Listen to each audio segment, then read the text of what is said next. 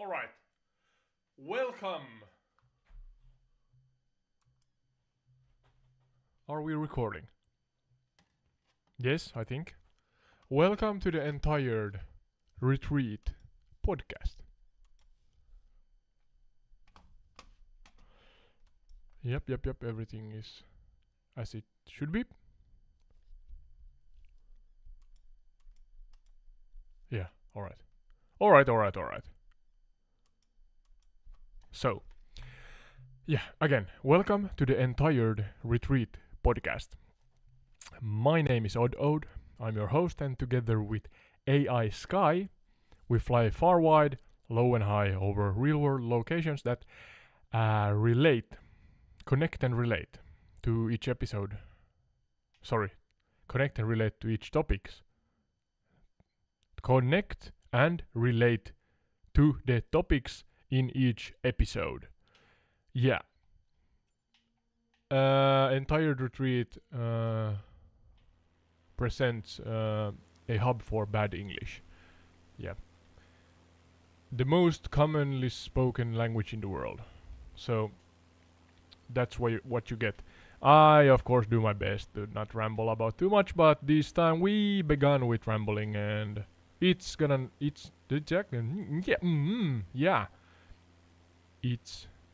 is not going to be the last time. Oh, alright, yeah. Case in point. Yeah, sorry. Yeah. Did I say where we are? Why we are here and such? I'm not sure. It's pyramids. It's the pyramids of Giza. Real time. Yep. It should be daytime here in Egypt. The historical country, of Egypt, where the actual fudge. Oh, there! I found them. No worries. You thought there for a moment that what the actual what's this guy all about? Pyramids of Giza, and it's only urban area beneath us. Is that Cairo? Have to actually open Google Maps before I then start up the AI, but it's easily found here in the simulator. The pyramids. Oh, there's Cairo and Giza are really close to each other. Are there like different cities on the east and west side of the river? Is it Nile? Too many questions, too little answers. So let's start up the AI so we get some help here.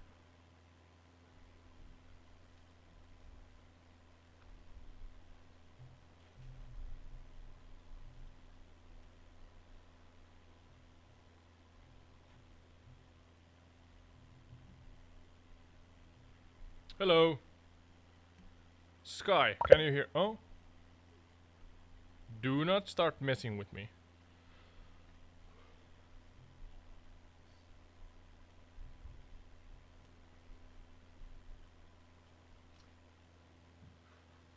Sky, are you here? Are you awake? Where are you, Sky?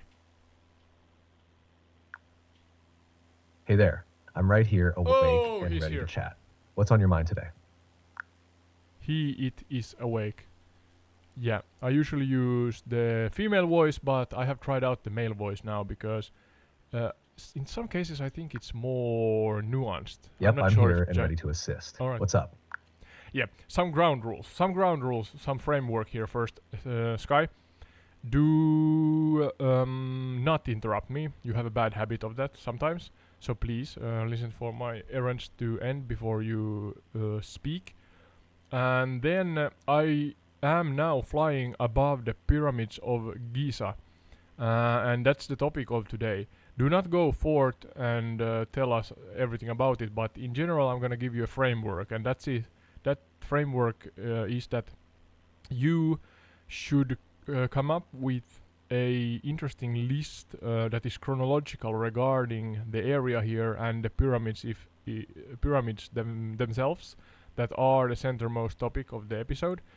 And yeah, then we're gonna go forth from there. So before we talk about the pyramids, please tell us about the area here. Give us a chronological and descriptive overview about the area, and then depict it also. Paint us a really visual picture for those who are listening. That what are we seeing here as we soar at 2,650 feet above the pyramids right now? Let's see. Got it. So we're starting with an overview of the area around the pyramids of Giza. Picture Yeah. this. Below you, the vast desert stretches out, Look at golden this. sands shimmering under the Egyptian sun. To the west of the Nile River, these iconic pyramids rise majestically from the desert floor. Let's take a chronological journey through this historic landscape. Around 2550 BCE, Pharaoh Khufu commissioned the Great Pyramid, the largest of the three pyramids you see, standing at over 450 feet tall. Its construction required intricate engineering and massive stone blocks. Moving forward in time, around 2490 BCE, Pharaoh Khafre built the second pyramid, slightly smaller but with a striking limestone cap that still partly remains You can today, see it giving it a in the distinct middle. appearance. Lastly, Pharaoh Menkaur's pyramid, the smallest of the three, was completed around 2510 BCE.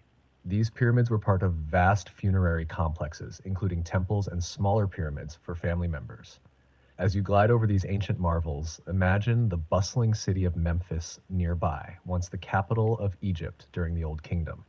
Its Okay. grandeur and importance echoed across the ancient world. A helipad. So we've set the stage. What's next on our journey through the pyramids of Giza?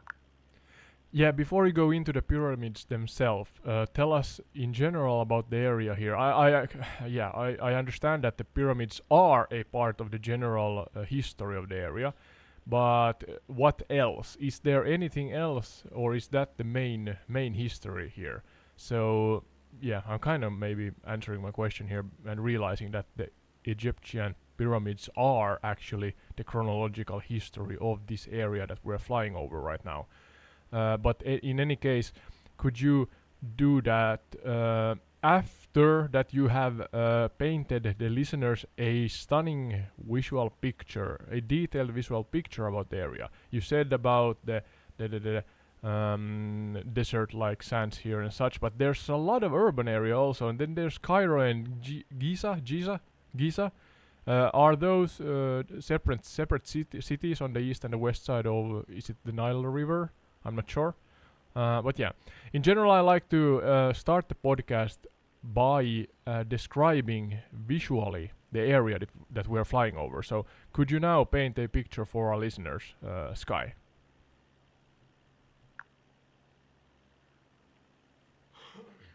Absolutely. Picture the scene. Beneath you stretches the expansive desert of Egypt, a sea of golden sands that seems to ripple in the heat of the sun. To the west lies the Nile River, a lifeline winding through the arid landscape, its fertile banks contrasting sharply with the surrounding desert. On the east bank of the Nile, you'll find Cairo, the bustling capital of Egypt, a city teeming with life and history. It's a vibrant metropolis where ancient and modern blend seamlessly, with towering minarets, bustling markets, and the iconic Cairo Tower punctuating the skyline. Across the river to the west, nestled in the desert sands, lies Giza. Here, the majestic pyramids rise in perfect symmetry, standing as a testament to the ingenuity and ambition of ancient Egypt. Surrounding them are smaller pyramids, tombs, and temples that once formed elaborate funerary complexes for the pharaohs and their families. As you soar above at 2,650 feet, imagine the sights and sounds of this historic area unfolding below you. The distant echoes of history resonate through the sands, from the grandeur of Memphis, the ancient capital, to the bustling streets of modern Cairo. Now that we've painted this vivid picture, where shall we dive into next on our journey through the pyramids of Giza? May I say that you get an A+ for effort and for execution. That was really nice, Guy. Thank you. So yeah, we are flying over Giza now. I'm gonna make a loop here at the river Nile, I believe, and here we see it in the distance to the east. sorry. And on the east side then of the river is Cairo, the capital of Egypt, as Sky said. But I have to say that this simulator even though sometimes it's lacking.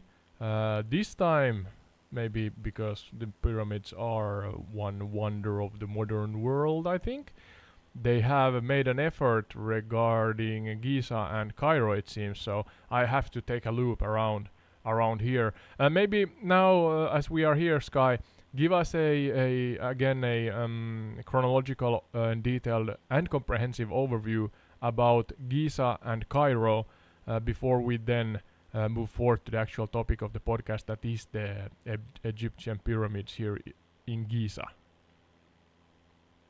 Look at this. Quite detailed, I must say. Absolutely, Cairo and Giza have quite a rich history to explore. Let's delve into a chronological overview. Giza, 1. Early settlements. Giza's history dates back to ancient times, with evidence of settlements as early as the prehistoric period. 2. Old Kingdom, c. 686 to 181 BCE. This era saw the construction of the Great Pyramids of Giza, commissioned by pharaohs Khufu, Khafre, and Menkaure. These monumental structures remain marvels of engineering and are synonymous with ancient Egyptian civilization.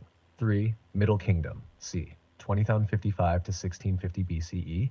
Giza continued to be a significant necropolis and religious center during this period, with additional pyramid construction and religious developments. 4. New Kingdom, c. 1550 to 1077 BCE. The area saw further religious and funerary developments, including the construction of smaller pyramids and tombs for nobles and officials. Cairo 1. Founding. Cairo was founded in 969 CE as the capital of the Fatimid Caliphate, situated strategically near the ancient city of Memphis. 2. Islamic Golden Age.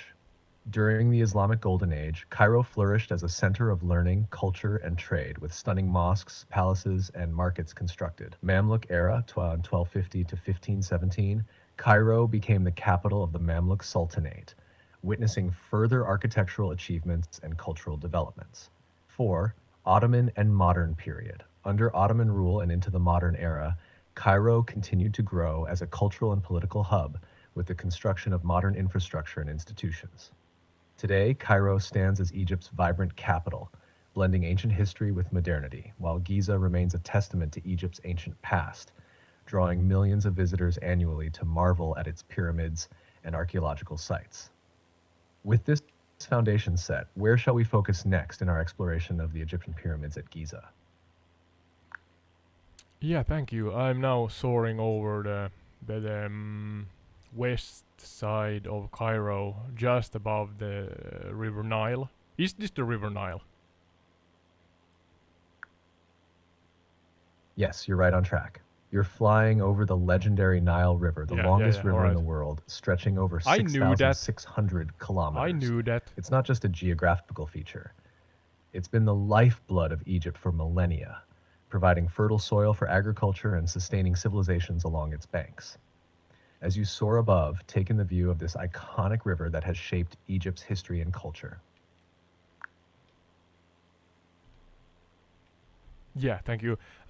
So going forward from here, thank you for the overview regarding Giza and Cairo. Giza being the much older one.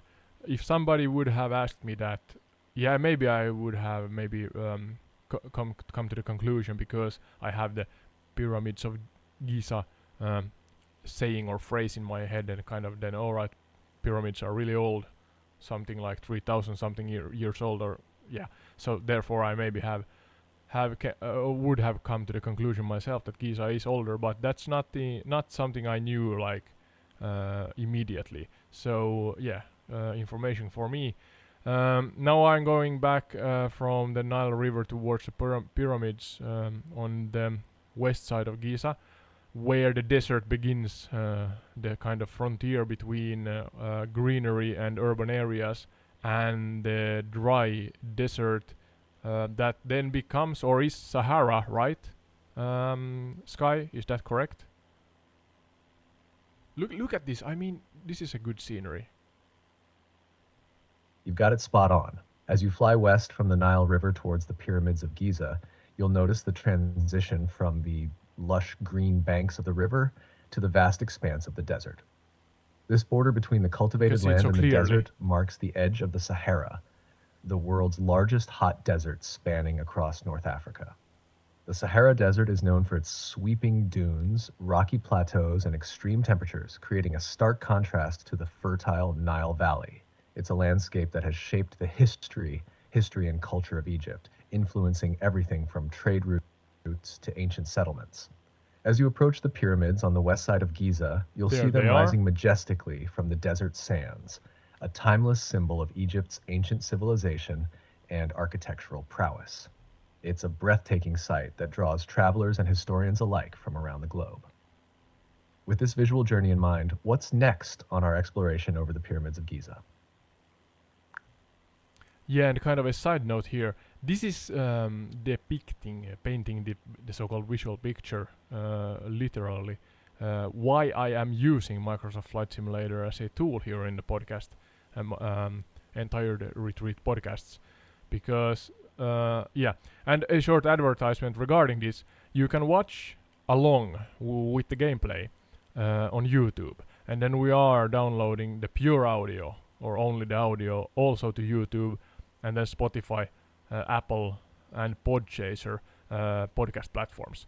So pick your poison, pick your platform, so to say, and yeah. So then you have the possibility to be a part of the podcast yourself, as long as the viewer is subscribed to the entire the retreat YouTube channel and a part of the Discord, entire the retreat Discord. Yeah, you have the possibility to wish for you to be a guest on the show, and it would be like this: that you see what I see, you hear what I hear, including the AI, including me, of course, and then you are also recorded and a part of the discussion, and you are the one that chooses where we are going, what location, and what topic, or locations and topics if there are several of them. And then together with the AI, of course, we fly over them and discuss whatever you desire to discuss. Yeah. So hopefully an interactive kind of bonus format within my format that gets the audience excited. But yeah, now I see that I lost the juice in my controller. So Sky, could you take over for a while as I find the cord that I can load up my Xbox controller again?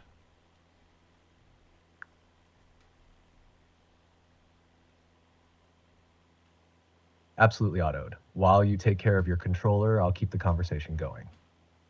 It sounds like you've created an engaging and interactive format for your podcast, allowing your audience to not only watch your gameplay, but also participate in choosing locations and topics for discussion. That's a fantastic way to involve your viewers and make them feel like active participants in your adventures. So, to recap, viewers can join your Discord and subscribe to your YouTube channel to have a chance to be a guest on your show. They'll experience the sights and sounds alongside you, contributing to the discussion and exploring locations of their choice. It's a unique and interactive approach that adds a lot of excitement to your podcast episodes. Take your time to find that cord for your Xbox controller. I'll be here when you're ready to continue our exploration over the pyramids of Giza. Yeah, thank you. I'm back. I'm back. And the controller's loading. Welcome back. Thank you. Ready to continue our journey over the pyramids of Giza? What's next on our exploration agenda? Yeah, so. Great. What would you like to focus on next as we continue our flight over the pyramids of Giza? I would like, again, chronologically, Sky, and include, please, fun facts and so-called lesser-known facts in the wholeness of this podcast episode. But we are going to try to, or are going to, chronologically talk about the pyramids of Giza, and their history and architecture and different events and characters and such. Anything really important regarding them. And then after that we're gonna dive into folklore. So first facts and then folklore regarding the pyramids and anything that has to do with them. Is that a good explanation so that you know what the framework is for our podcast here, Sky? Got it autoed. We'll start with a chronological exploration of the pyramids of Giza, covering their history, architecture, notable events, and characters associated with them. We'll include fun and lesser known facts to keep things interesting. After Maybe a that, we'll wormhole dive or into the two. folklore surrounding the pyramids and anything else related to them. It sounds like a great framework for our podcast episode. Let's begin with the facts about the pyramids of Giza. Yeah, please do that. So, a chronological and detailed fact-filled list that we can then dive further into if we want. So, give me point by point a chronological list about interesting facts regarding the history and the building and everything else of the pyramids of Giza. Absolutely. Let's dive into the fascinating facts about the pyramids of Giza. 1. Construction timeline. The Great Pyramid of Giza, built for Pharaoh Khufu, is estimated to have been completed around 2560 BCE. It took approximately 20 years to build and was the tallest man-made structure in the world for over 3,800 years. 2. Engineering marvel. All right. These pyramids were constructed with immense precision using granite and limestone blocks, some weighing up to 80 tons each. The alignment of the pyramids with the cardinal points of the compass is incredibly accurate. 3. Khufu's Great Pyramid. Standing at over 450 feet tall, Khufu's pyramid That's the one originally furthest away had a of us. smooth limestone casing that reflected sunlight, making it gleam like a jewel. 4. Khafre's Pyramid. Built by Pharaoh Khafre, this pyramid appears taller due to its location on higher ground and the remaining casing stones at its peak. 5. The one in the Menkaur's middle, yeah. Pyramid. The smallest of the three, built for Pharaoh Menkaure, this pyramid has granite blocks at its base and is surrounded by smaller pyramids for queens and nobles. 6. Yeah, Funerary you can see that complexes. actually. Each pyramid was part of a larger complex, including mortuary temples, causeways, and smaller satellite pyramids for family members and officials. 7. Boat pits. Excavations near the Great Pyramid uncovered boat pits containing dismantled cedarwood boats, likely intended for Khufu's journey to the afterlife. 8. Okay. Giza Necropolis. The area around the pyramids is a vast necropolis with mastaba tombs and shaft tombs dating back to the early dynastic period. 9. Sphinx. Adjacent to the pyramids is the Great Sphinx, a colossal limestone statue with the body of a lion and the head of a pharaoh, believed to represent Khafre. 10. Ancient mysteries. The pyramids of Giza continue to be shrouded in mystery, with theories about their construction techniques, astronomical alignments, and symbolic significance. These are just some highlights of the rich history and engineering marvels of the pyramids of Giza.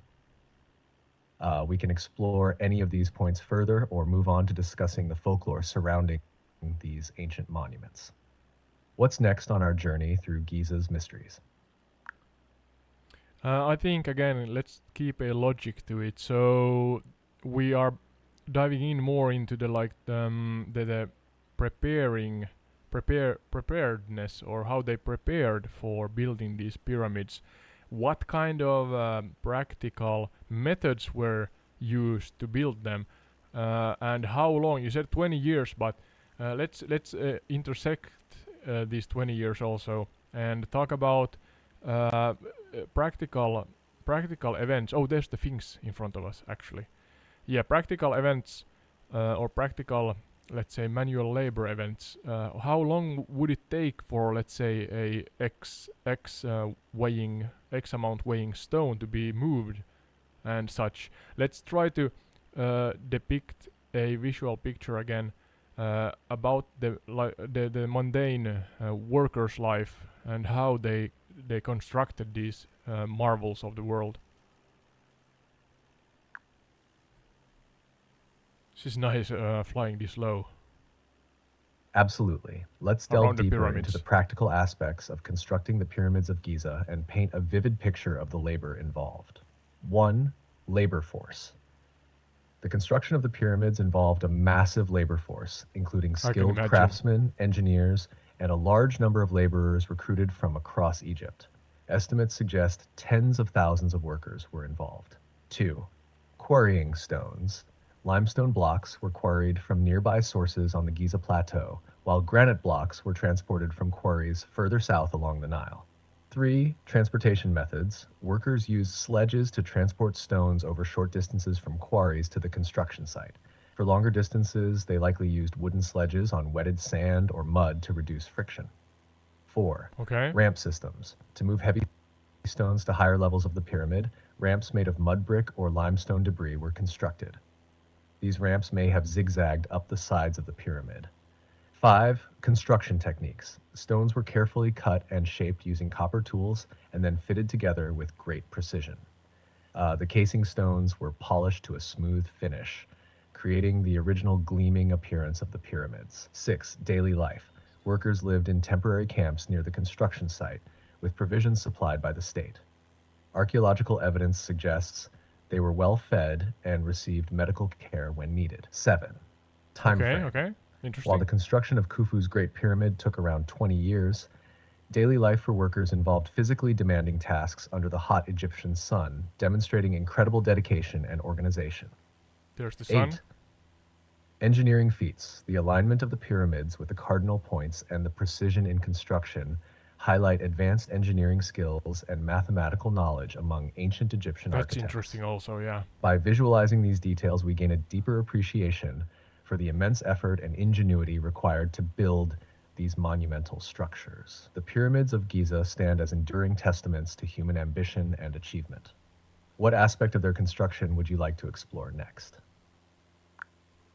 Well, I believe it's so much that we could dive into that we don't have time for everything, but it sounds like it's a really planned effort, this project or projects of building these pyramids. So as you said, there are three pyramids. The one closest to Giza, and then the one in the middle with the top covered with some kind of stone. Forgot the actual material, and then the smaller one with the three small pyramids on its side. Yeah, all right. So the mathematical part is also really fascinating. I have heard about it, of course. I mean, it's well known that it has some mathematical reasoning behind it, but my knowledge is limited and I can't remember anything. So we went into the construction and the engineering and the mundane life of the workers, and yeah. Before I go forth to the mathematical part of the podcast episode here and the pyramids, I would like to know more precisely the distances and challenges faced when they moved the stones. I mean, mathematics has had to do with that also, I think, but they moved the stones from quarries. That's a difficult word for me. Yeah, the mining sites. And then from further away along the Nile River, not liver, river, to the site here where they constructed the pyramids. Absolutely, Otto. Yeah, Let's explore the logistics and challenges of moving stones for the pyramids Yeah, thank you. of Giza. 1. Quarry locations. Limestone blocks were quarried from local sources on the Giza plateau itself. Granite blocks, however, were transported from quarries located further south along the Nile, particularly from Aswan. South. 2. Transportation methods. For short distances, workers used sledges to move the stones from the quarries to the construction site. Yeah, you mentioned These that. sledges were typically dragged across the ground, sometimes aided by lubricating the path with water or oil to reduce friction. Oh, really? 3. Long distance transport. Transporting granite blocks from Aswan, which is approximately 800 kilometers, about 500 miles south of Giza, posed significant challenges. The Nile River played a crucial role in this transportation, as the stones were likely transported by boat during the annual inundation when the river was at its highest, facilitating easier navigation. Oh, of course, with boat or raft. 4. Loading and unloading. At the quarries, the stones were loaded onto boats and transported downstream to the vicinity of Giza. Here, they were offloaded and transported the remaining distance overland using sledges and possibly boats along canals or specially prepared pathways. 5. Challenges. The logistics of moving massive stones over such distances required careful planning and coordination. The Nile's annual flooding season provided a natural opportunity to transport heavy loads by water, minimizing land transport difficulties. 6. Engineering and mathematics. The planning involved in these operations likely included calculations of weight distribution, buoyancy, and the use of inclined planes or ramps for loading and unloading boats. By understanding these logistical challenges, we can appreciate the strategic planning and organizational skills of the ancient Egyptians in executing such monumental construction projects. Now that we've covered this aspect, are you ready to explore the mathematical principles behind the layout and dimensions of the pyramids of Giza? Yeah, let's do that. I was shouting here by myself. Sorry, hopefully not hurting anybody's ears who are listening to this, watching or listening, watching and or listening. But yeah, so I thought first that the 800 kilometers, 500 and something miles was dragged. The stones were dragged along the sledges and such. But yeah, you then mentioned that they were transported on water or along the Nile, so that makes sense regarding efficiency. But then, yeah, the mathematics. So you mentioned a little the orientation regarding the compass and such, and maybe astronomical astronomical bodies, so to say. That there's a reason to why the pyramids are as they are, their size and orientation and such.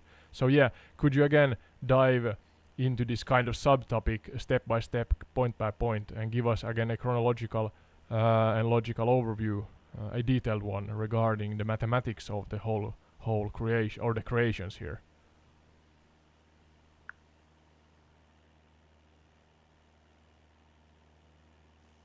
Certainly, let's delve into the fascinating mathematical principles behind the pyramids of Giza. 1. Alignment with cardinal points. The Great Pyramid of Khufu, along with the other pyramids at Giza, are remarkably aligned with the cardinal points of the compass, north, south, east, west. Oh, This I have to check it precise with the orientation game suggests a compass. sophisticated understanding of astronomy and geometry. 2. Pyramid of Cheops. Dimensions. The Great Pyramid originally stood at 146.6 meters, 481 feet tall, with a base length of approximately 230 meters, 755 feet per side. Geometry. The pyramid's shape reflects geometric principles, particularly the ratio of its height to half the circumference of its base, which approximates the mathematical constant pi. Ah, pi, alright. 3. Astronomical alignments. Some theories suggest that the pyramids were aligned to key astronomical events, such as the solstices or specific star alignments, although this remains debated among scholars. 4. Mathematical precision. The construction of the pyramids required precise calculations and measurements.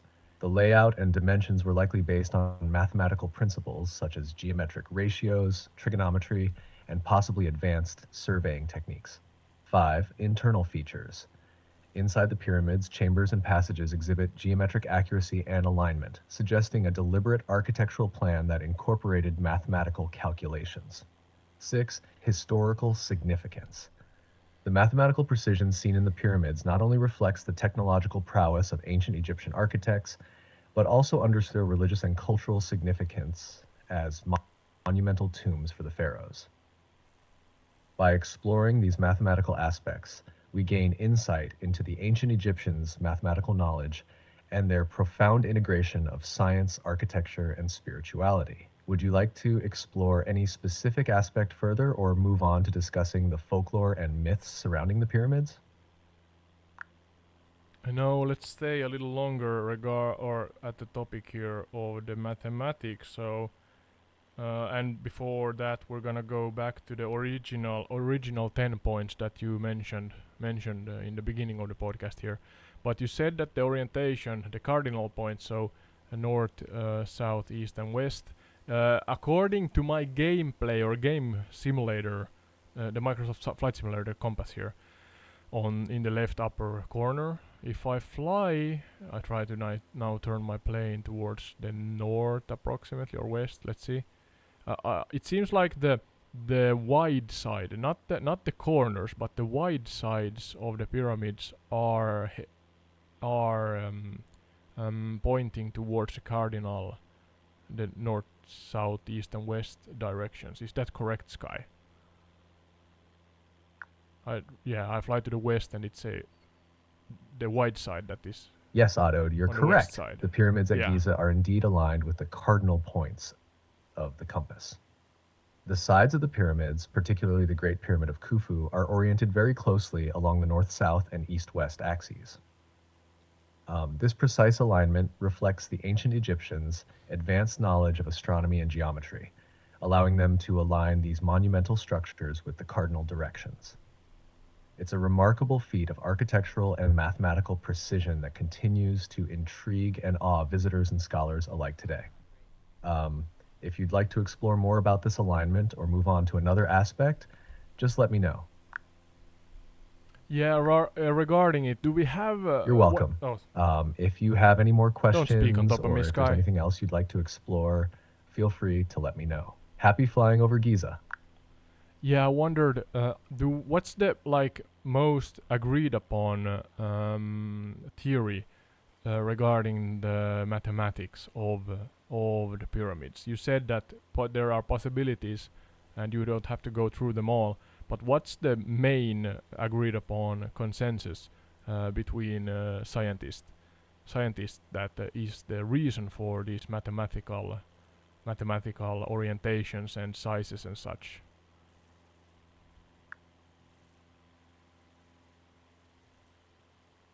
The most widely accepted theory among scientists regarding the mathematical principles behind the pyramids of Giza is that they were primarily built as monumental tombs for the pharaohs, with their architectural and Yeah, mathematical precision serving both religious and practical purposes. 1. Funerary symbolism. The pyramids were yeah. designed to ensure the safe passage of the pharaoh's soul to the afterlife. Their size, orientation, and internal chambers were aligned with religious beliefs about death and the afterlife in ancient Egyptian culture. 2. Astronomical alignment. While there is debate, many researchers believe that the pyramid's alignment with cardinal points north, south, east, west reflects the ancient Egyptians' understanding of astronomy and their desire to connect the pharaoh's eternal resting place with celestial movements and cycles. 3. Okay. Mathematical principles. The precise dimensions and geometric ratios of the pyramids, such as the ratio of height to base, may have had symbolic and practical significance. For example, the pyramid's shape and size could represent the pharaoh's ascent to the heavens or their status as a divine ruler.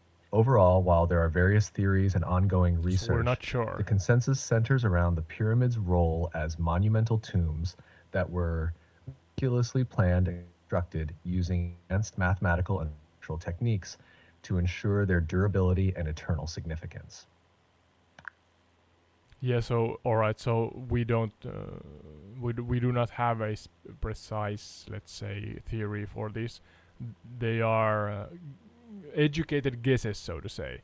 Is that a fair assessment?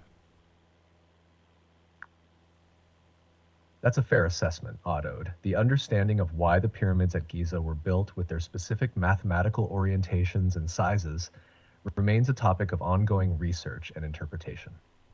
While there are educated guesses and widely accepted theories based on archaeological evidence and ancient texts, definitive answers to all aspects of their construction and purpose continue to elude scholars. It's a fascinating area where new discoveries and interpretations may continue to shed light on these ancient marvels. All right. Then I think we should include. I mean, there's a lot of humans that have been a part of building the pyramids, and of course we do not know them all and have historical data of them all. But the centermost most individuals were the pharaohs themselves.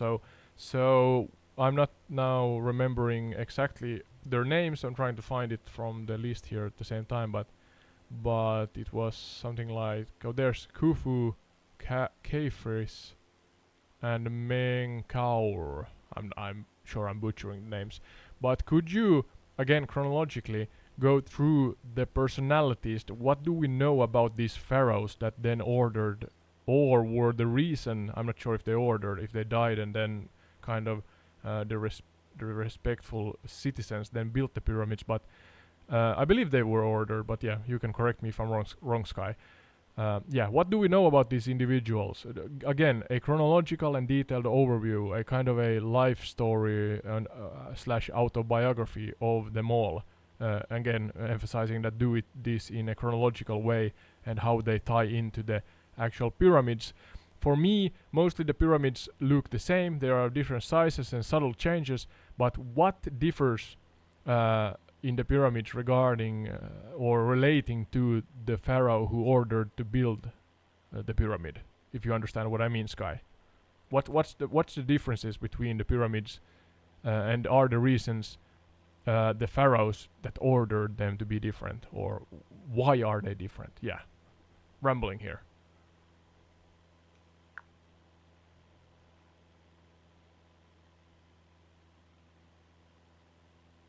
Absolutely, let's delve into the pharaohs associated with the pyramids of Giza and their unique contributions. 1. Yeah, that's Khufu, the synonym. Cheops, reign around 2589-2566 BCE. Great Pyramid, known as the Great Pyramid of Giza, it is the largest and oldest of the three pyramids. Characteristics: stands at about 146 meters tall and was originally covered with smooth white limestone casing stones. Legacy: Khufu's reign is marked by the construction of this monumental pyramid, showcasing his power and the wealth of ancient Egypt. 2. Khafre reign around 2558-2532 BCE. Second pyramid, slightly smaller than Khufu's. It appears larger due to its placement on higher ground and retaining some of its original casing stones at the top.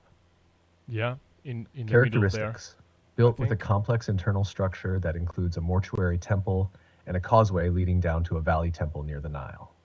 Okay. Legacy: Khafre is also known for the Great Sphinx, which likely represents his image, and his pyramid complex is a testament to his reign and religious beliefs. 3. Menkaure, Mycerinus, reign around 2532 to 2503 BCE. Third pyramid, the smallest of the three main pyramids at Giza, with a different design that includes 3 smaller pyramids for queens on one side. Characteristics: it is about 65 meters tall and was also originally encased in smooth limestone. Legacy: Menkaure's pyramid complex showcases variations in design and likely represents developments in pyramid building techniques during his reign. Each of these pharaohs played a significant role in Egyptian history, and their pyramids reflect both their individual reigns and advancements in pyramid construction. The differences in size, design, and surrounding structures likely reflect their personal preferences, religious beliefs, and the evolving architectural techniques of the time. All right, thank you. I'm gonna challenge you a little more here, Sky. I'm after do we know enough to paint a picture about the personalities regarding the pharaohs? Were they kind rulers or ruthless rulers or something like that? Could you try to give us a detailed... Painting a picture of the personalities of ancient pharaohs like Khufu, Khafre, and Menkaure is challenging due to the limited historical records available. However, based on what we do know, 1. Khufu, Cheops, known for constructing the Great Pyramid of Giza. Khufu is depicted as a powerful ruler who commanded vast resources and labor for his ambitious projects. His reign is often associated with wealth and centralized authority, suggesting strong leadership qualities. 2. Khafre, Chefren. Khafre's reign saw the construction of the second largest pyramid at Giza, along with the iconic Great Sphinx. So his the pyramid middle complex one and the Sphinx suggest a focus on religious symbolism and continuity of royal authority. This could imply a reverence for tradition and possibly a connection to the divine. 3. Menkaure, Mycerinus. Menkaure's pyramid, though smaller, is notable for its unique design and the inclusion of smaller pyramids for queens. His reign is seen as a period of cultural richness and artistic achievement. This suggests a focus on aesthetic and religious expression. While these interpretations are speculative, they reflect the broader context of ancient Egyptian pharaohs as both political leaders and religious figures, often portrayed as divine rulers with immense authority over their subjects and territories. Okay, thank you. What about the Sphinx then? Let's dive into that a little more then. We have covered the three pyramids somewhat now. You said that the middle pyramid with the hat on its head, so to say, is connected to the Sphinx, but and maybe the presence of the Sphinx is the presence of the middle pyramid's pharaoh. Forgot the name now. You can repeat it, Sky, if you so would be so kind. But yeah, dive into that now. Certainly. The Great Sphinx of Giza is intricately linked with the pyramid complex of Chephren. Here are some key points. 1. Connection to Khafre.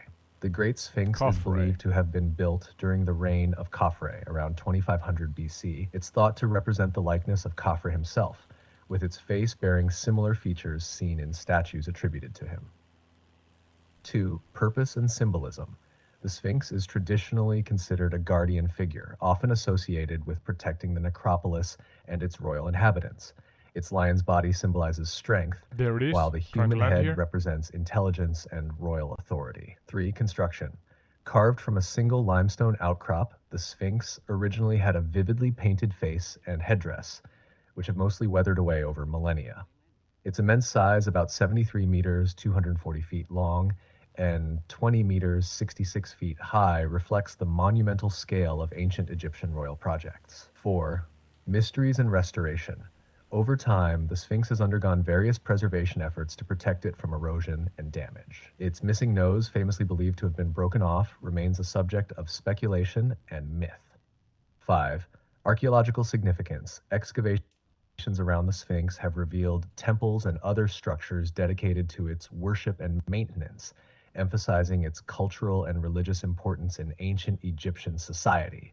The Sphinx continues to fascinate researchers and visitors alike, standing as a testament to the artistic and engineering prowess of ancient Egypt. Okay, we actually managed to land. What? I didn't hit anything. Oh, spoke too soon. I managed to land on the besides the Sphinx here. We got some imagery about it, close imagery. But yeah, uh, thank you for that. Then kind of going forth to the folklore parts. So I'm sure they are intertwined and kind of hybridized. What happened? Sorry, my airplane is going berserkers here. Yeah, kind of mixed in with the facts. So facts and folklore, I assume, are mixed in with each other. But there are movies even made. I think about the Mummy movies and such with Mr. Fraser, I think his name, and other actors, of course. But yeah, what about the folklores now? Again, try to keep it chronological and logical so that it's easily understandable by those who are listening and watching. But yeah, now provide our watchers and listeners a chronological overview over the folklores that are relating to the pharaohs, the pyramids, even those who built the pyramids, events surrounding them, and whatnot. And also the tombs inside. We cannot see the tombs, so be really vivid in depicting and explaining what kind of internal chambers there are and their use cases and such.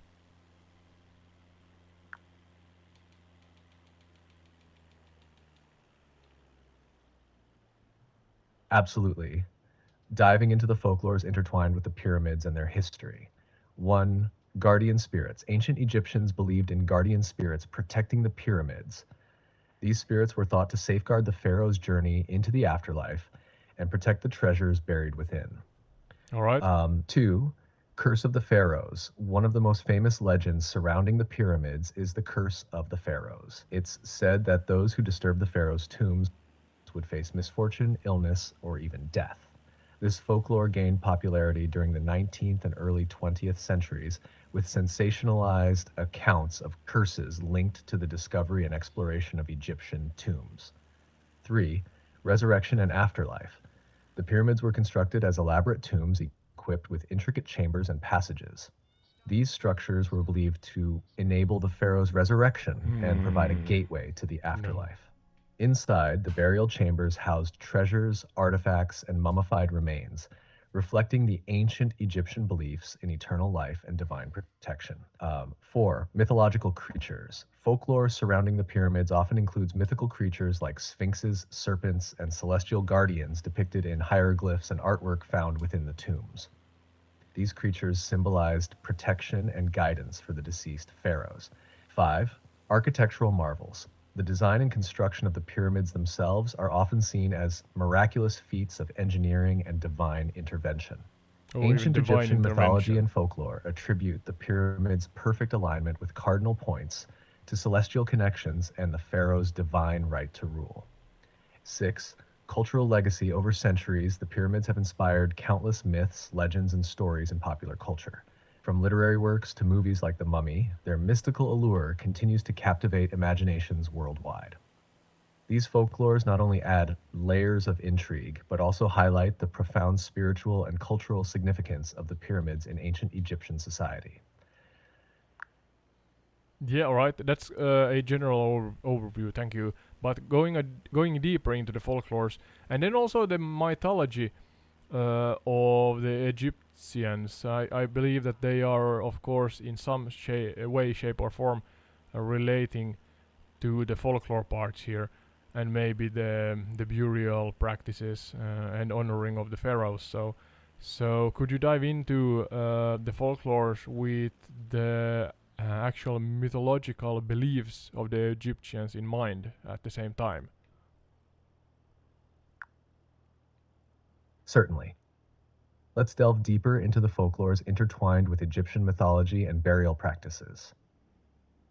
1. Osiris What and the rebirth. actual? Central to Egyptian mythology is the story of Osiris, the god of the afterlife, and his resurrection. Osiris was believed to have been murdered by his brother Seth and later resurrected by his wife Isis. This myth influenced the belief that pharaohs, like Osiris, would undergo a journey through death and rebirth in the afterlife, guided by spells and rituals inscribed within the pyramids. 2. Book of the Dead. A collection of spells and prayers. The Book of the Dead was placed in tombs to assist the deceased in navigating the afterlife. Yeah, I've These heard of texts were that. Yeah. believed to protect the pharaoh's souls and ensure their successful resurrection. The intricate passages and chambers within the pyramids were designed to facilitate this journey, aligning with the mythology of eternal life and divine judgment. 3. Anubis and funerary rites. Anubis, the jackal-headed god of mummification and the afterlife, played a crucial role in Egyptian funerary rites. Depicted in artwork within the pyramids, Anubis was believed to oversee the embalming process and protect the deceased during their journey to the underworld. His presence in tomb paintings and statues underscored the importance of proper burial practices in ensuring a peaceful transition into the afterlife. 4. Thoth and wisdom. Thoth, the ibis-headed god of wisdom and writing, was revered for his role in recording the deeds of the deceased and judging their hearts against the feather of Maat, truth and justice. His Oh, there's so association much with the to go into pyramids here. emphasized the meticulous record-keeping and divine judgment integral to Egyptian beliefs about the afterlife. 5. Symbolism in architecture. The architectural features of the pyramids, including the pyramidion, capstone, and the orientation towards cardinal points were imbued with symbolic meaning in Egyptian mythology.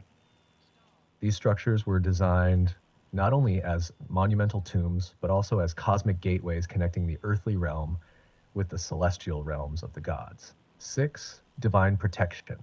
Mythological creatures and deities depicted in pyramid artwork, such as the Sphinx and various animal-headed gods, symbolize divine protection and guidance for the pharaohs in their journey to the afterlife. These depictions reinforce the belief in supernatural guardianship and spiritual continuity beyond death. By exploring these folklores within the context of Egyptian mythology, we gain a deeper understanding of how ancient Egyptians perceived death, resurrection, and the eternal cycle of life.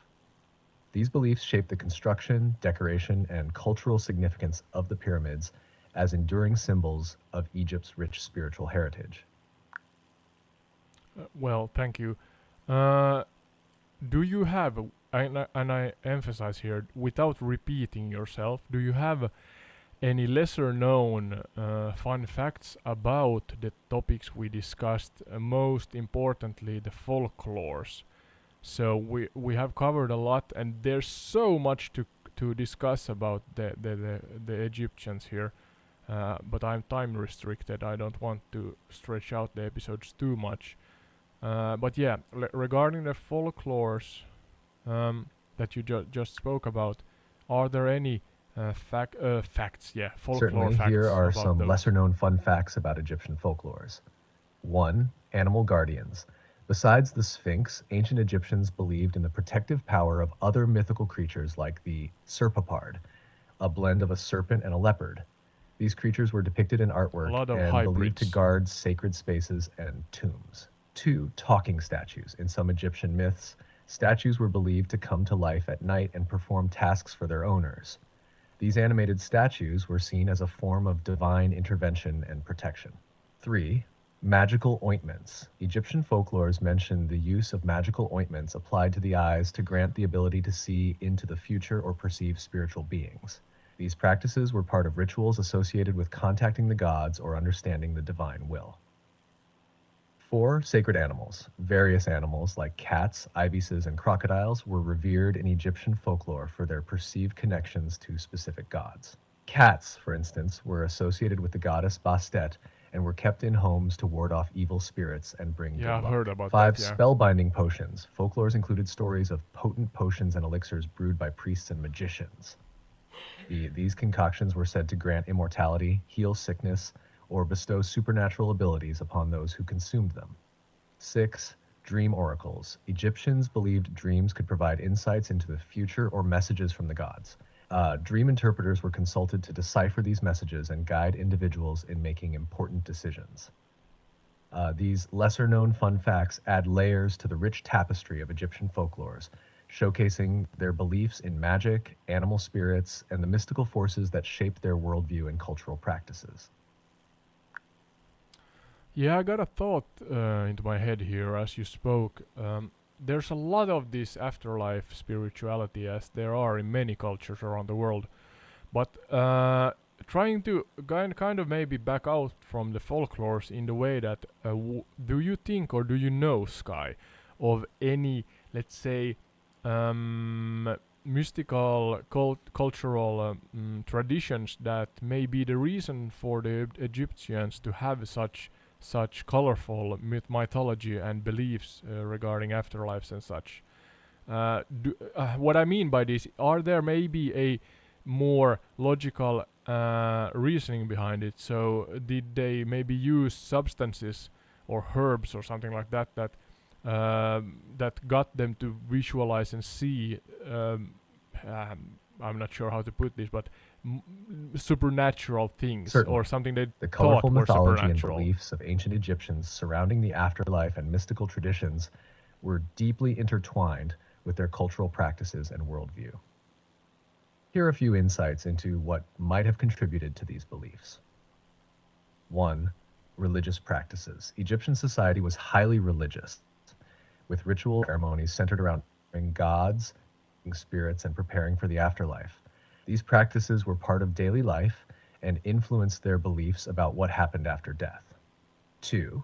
Funerary rituals. The elaborate funerary rituals, including mummification and burial customs, were designed to ensure the deceased had a safe journey to the afterlife and could thrive there. Yeah, that's a These rituals center reflected their beliefs topic. in continuity of life beyond death. 3.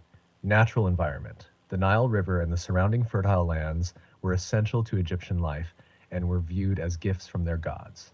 The cyclical flooding of the Nile influenced their beliefs in renewal, rebirth, and the continuity Okay. of life after death. 4. Herbal and ritualistic practices. Egyptians used various herbs and substances in religious ceremonies and rituals. These practices may have contributed to altered states of consciousness, That's what I'm visions, seeking, yeah. and spiritual experiences that reinforce their beliefs in the supernatural and the afterlife. 5. Oh, sorry. Art and symbolism. Egyptian art, hieroglyphs, and symbols played a crucial role in conveying spiritual beliefs and mythological stories. The intricate symbolism in their art often depicted gods, goddesses, and the journey to the afterlife, shaping their cultural understanding of these concepts. Overall, the combination of religious devotion, ritualistic practices, environmental influences, and symbolic artistry contributed to the rich and colorful mythology and beliefs of ancient Egyptians regarding the afterlife and mystical traditions. These elements provided them with a structured framework to understand and navigate the spiritual realm beyond earthly existence. Yeah, you kind of answered my question there. I'm more now trying to challenge you regarding the herbalism and herbs and such. Do we know about the Nile River and what grows there? Are there any evidence of a specific or specific flora that were used in these maybe even psychedelic trips or something like that that then relate to the beliefs and yeah generally the folklorish and afterlife and mythological beliefs of the Egyptians?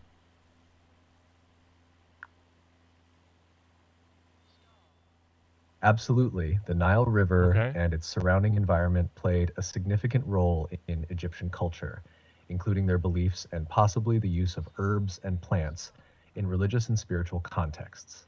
Here are a few points related to your query. 1. Flora of the Nile River.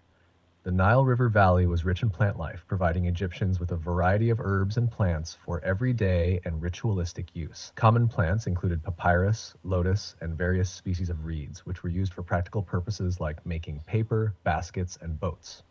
2. Herbs and religious Yeah, yeah. practices. While specific evidence of psychedelic substances in ancient Egypt is limited, scholars suggest that Egyptians used various herbs and plants in religious ceremonies and rituals. These practices may have induced altered states of consciousness or heightened spiritual experiences that influenced their beliefs in the afterlife and mythological beings. 3. Symbolic use. Plants like the lotus flower held symbolic importance in Egyptian mythology, representing rebirth, creation, and the cycle of life. The blue lotus, in particular, has been suggested to have psychoactive properties, although concrete evidence of its use in ancient Egypt remains debated. 4. Ritualistic context. Rituals associated with death and the afterlife often involved perfumes, oils, and incense made from local plants. These fragrances were believed to purify and protect the deceased during their journey to the afterlife, illustrating the symbolic and practical use of flora in Egyptian funerary practices. In summary, while there is limited direct evidence of psychedelic plant use in ancient Egypt, the flora of the Nile River Valley, including symbolic plants like the lotus, played integral roles in their cultural practices and religious beliefs. These plants Okay, okay, contributed to okay, the okay. rich symbolism and ritualistic practices surrounding Egyptian mythology, influencing their understanding of the afterlife and spiritual realms. All right, thank you. So maybe enough about that. There's a possibility, a strong possibility that psychedelics in some way, shape, or form, or some other substances. I'm not sure if they consumed alcohol or something like that back in the day. But yeah, the general consensus seems to be that they are more sophisticated, if that's the right phrase to use, uh, than we thought, and did deeds, practical deeds, manual labor, mathematical theories and such that are borderline on the same, or even in some cases exceeding that what we do today. Because to our best knowledge, if I have understood correctly, they did not have machines in the modern, let's say, meaning of the word, like to use in construction. So again, when we talk about ancient civilizations, they had time. I'm not sure what efficiency to them meant back then, but today it's a good thing and a swear word for myself, at least. Sometimes I'm like, Absolutely. yeah, Ancient civilizations like the Egyptians achieved don't speak on top of me, Sky. Yeah, so I mean, efficiency is good, but today everything must be so goddamn efficient that it becomes a swear word sometimes. But yeah, so what else? I'm trying to figure out what to talk about. There's so much to talk about that I kind of get lost as a host in the overwhelming options of so-called wormholes I could dive into. But yeah, a little more about the actual culture here. I think Sky only mentioned it briefly in the beginning. We have talked about the actual pharaohs and the pyramids here right now. But then, of course, there's this civilization also, and we mentioned that. But maybe something more about that, because they are essentially those who built the pyramids then, the workforce. So, sorry, yeah. Yes, Sky, can No you hear worries at me? all. If there's anything else you'd like to explore or discuss further, feel free to let me know. We've covered quite a bit about the pyramids, their construction, mathematics, and folklore today. Yeah, thank you for the reminder. I had you on pause there and kind of thought out loud myself also with the audience here. And I want to know a little bit more about the actual civilization that then built, or the pharaohs ordered them to build the pyramids. Don't go into the building again too much, but the way of life and the actual civilization, as you said, I mean everybody, uh, or most of them, I believe, had these religious Sure, beliefs of diving into afterlife the and such. But civilization behind the pyramids is fascinating. The ancient Egyptians were structured around a powerful central authority, with pharaohs at the top considered divine rulers. Their yeah, society was stratified, with skilled artisans, scribes, and laborers supporting agricultural activities. Religion played a central role influencing daily life, rituals, and the belief in an afterlife. They developed advanced architectural techniques, medical knowledge, and a sophisticated writing system known as hieroglyphics. Their yeah. achievements continue to captivate and inspire us today. Yeah, and please, if you have talked about some topics in this podcast before, could you yourself try to limit yourself in repeating yourself? A lot of yourselves in that sentence. But yeah, so we covered that they lived beside the Nile, of course. The Nile River has been here for eons almost. And that provided with its seasons, high and low tides, a lot of different nutrition and I assume animal life. Maybe they hunted also something, but um, do you have information about the general life regarding? And when we talk about a civilization, you have to breed, you have to eat, you have to sleep, you have to drink. Those are essential for being alive and surviving. So with those in mind, could you go through the practicality, yeah, the practicality of the everyday life of a ancient Egyptian, and how different than merchant and craftsmen and or women and such, scholars maybe even, how they fuse into this society that then was ancient Egypt.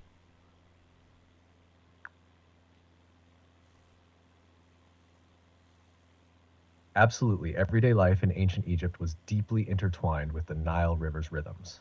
The Nile provided fertile soil for agriculture, which sustained their economy and society.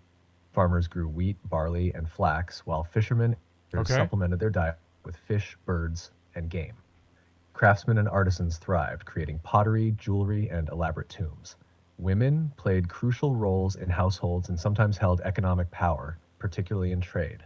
Scholars, scribes, and priests were highly respected, overseeing religious rituals, education, and record keeping using hieroglyphics. This complex society relied on mutual cooperation and reverence for their gods, emphasizing stability and harmony. Yeah, alright, thank you. I got a general picture there. You said what they grew and what they haunted the game and such. Then I see when I fly past the pyramids, there are still ancient structures, more square like structures here. You mentioned them also, but go a little deeper into those also. Uh, they are essentially housing for the common man back then, or? Certainly. Um, the square like structures you see around the pyramids were primarily used for housing workers and officials associated with the construction and maintenance of the Yeah, pyramids. you mentioned that, These yeah. structures varied in size and design, from simple mud brick homes to more elaborate dwellings for higher ranking officials. Workers lived in makeshift camps near the construction sites, while overseers and administrators resided in more permanent structures nearby. These homes typically featured basic amenities such as living areas, storage spaces, and sometimes small courtyards for social gatherings. Those They underneath provide us, maybe? valuable insights into the daily lives of the people who contributed to Egypt's monumental construction projects. Yeah, thank you. And maybe you mentioned it also here, but it seems like a pyramid and triangles are associated with more higher ranking humans, as then the more mud hutty, let's say, squares are for the common worker and common man. Is that a fair assumption? Because you see, as you covered earlier here with Miss Sky, that there are different sized pyramids and then also smaller pyramids on top of the three large ones. So are all pyramid shaped structures kind of, you can associate them with somebody more important, let's say? Absolutely, you've got it. In ancient Egypt, pyramid shaped structures were indeed associated with higher ranking individuals, particularly the pharaohs and sometimes their close family members or high officials. The larger and more prominent pyramids, like those at Giza, were royal tombs intended to showcase the power and status of the pharaohs. Smaller pyramids nearby often belonged to queens or other members of the royal family. These pyramid complexes stood as eternal monuments to the rulers and their divine connections, contrasting with the simpler, square shaped structures used by commoners and workers for their everyday living needs. This distinction in architecture reflected the hierarchical structure of ancient Egyptian society, where monumental structures served as symbols of authority and divine rule. Yeah, thank you. And try not to repeat yourself. You can say to me that, hey, we covered that, and just shortly repeat if you need. But yeah, I think now the Suomi mainittu or Finland mentioned part, if you so may, because as I usually try to do here on Entire Retreat, I'm trying to find relations between Finland and the topic we're covering, and I am absolutely clueless. Of course, nothing in the size and grandness like the Egyptian or the Giza pyramids, but do we have something similar in Finland, and where is it in that case, and what's the name of it, and a short summary of the place. Trying to put Finland on the map, so to say. In Finland, there's a site called the Pyhävuori Hill Fort, Pyhävuori. resembling ancient stone structures similar to early pyramid schemes, but are more ancient. Okay, call me intrigued. Great. Pyhävuori Hill Fort indeed offers a fascinating contrast to the grandeur of Egyptian pyramids, showcasing Finland's own unique historical and cultural heritage. If there's anything else you'd like to explore or discuss, feel free to let me know. Yeah, please share a little bit more about Pyhävuori. What's the where is it exactly? I'm not actually familiar with the place. And yeah, a chronological short summary of the place. We have to do a separate video for it at some point, but yeah, could you do that?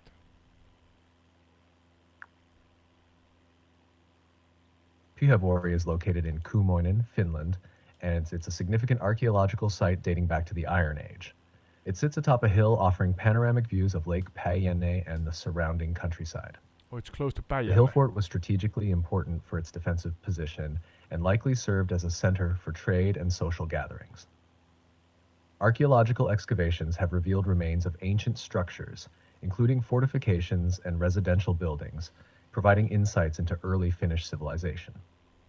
It's a captivating site that highlights Finland's rich history and cultural heritage. Okay, thank you.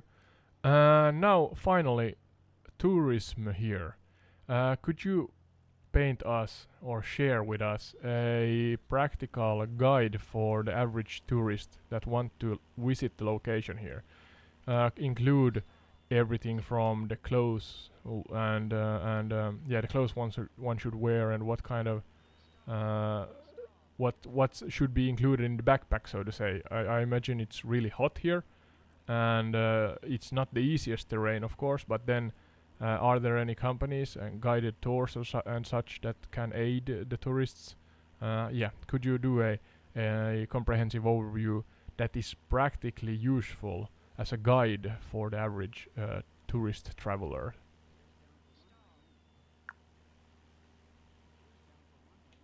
Sure thing. When visiting Pyhävuori in Kumoinen, Finland, here's a practical guide. Egypt.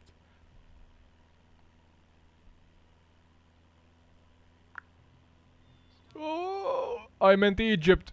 I almost crashed. Oh my. Oh, Osiris, or some mythological You're Egyptian welcome. god. I was If you have about to any die more there. questions or need further information, feel free to ask. Enjoy your exploration of Pyhävuori.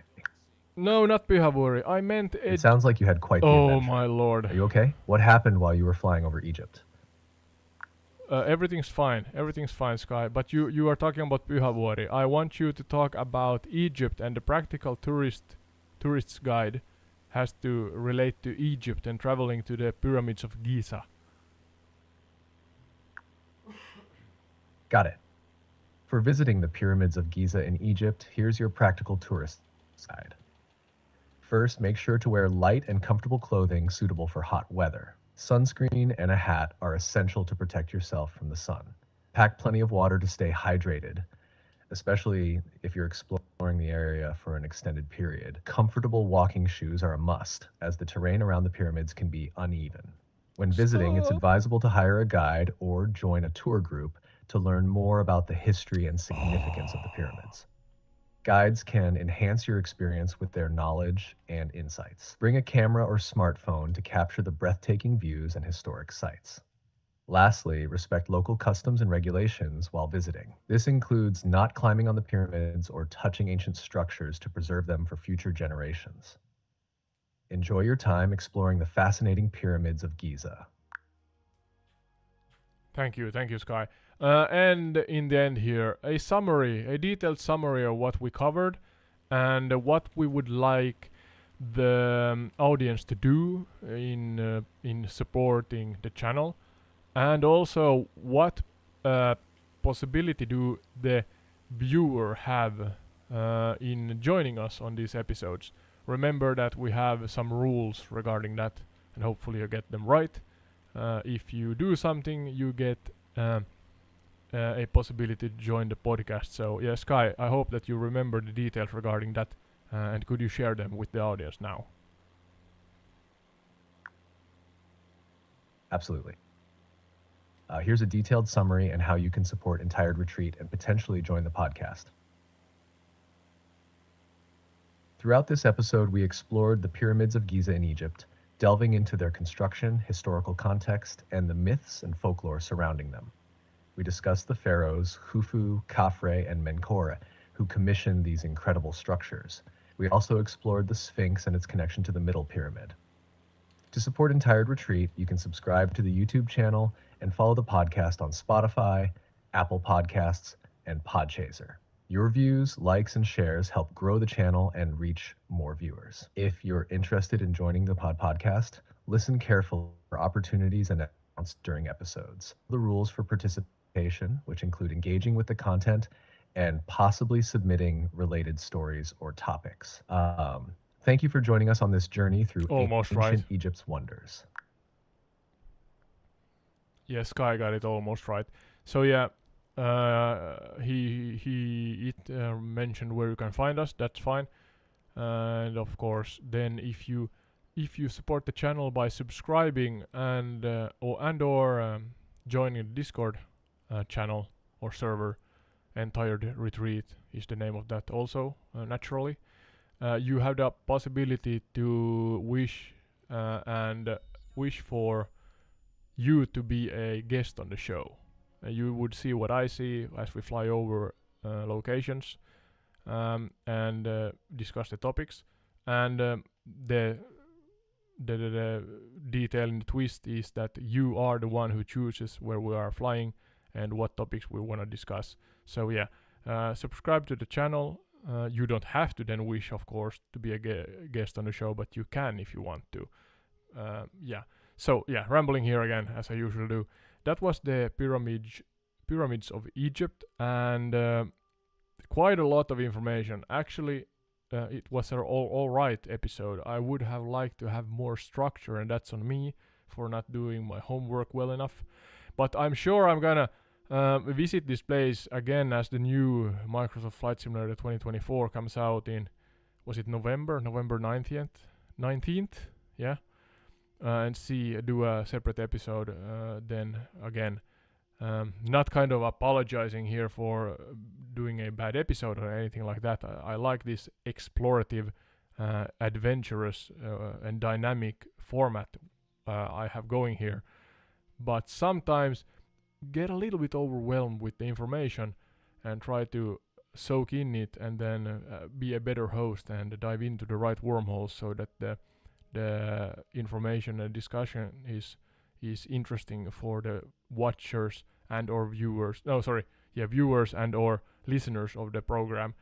But yeah, this was this time, and we are grateful for everybody, those who follow us on YouTube and or listen on the other platforms. So see you in the next one, and thank you again.